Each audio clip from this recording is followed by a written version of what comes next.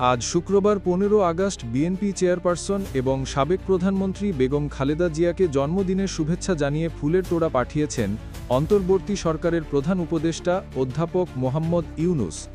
বিকেলের দিকে প্রধান উপদেষ্টার একান্ত সচিব সজীব এম খায়রুল ইসলাম এবং কার্যালয়ের পরিচালক মোহাম্মদ নাজমুল ইসলাম গুলশানে চেয়ারপারসনের বাসভবন ফিরোজায় এসে ফুলের তোড়া হস্তান্তর করেন।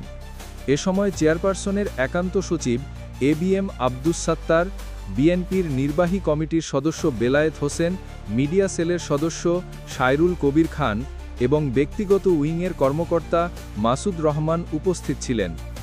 এর আগের দিন বৃহস্পতিবার রাতে ঢাকায় অবস্থিত চীনের দূতাবাস থেকেও খালেদা জিয়ার জন্মদিনে ফুলের তোড়া পাঠানো হয়। এই ছিল সর্বশেষ আপডেট।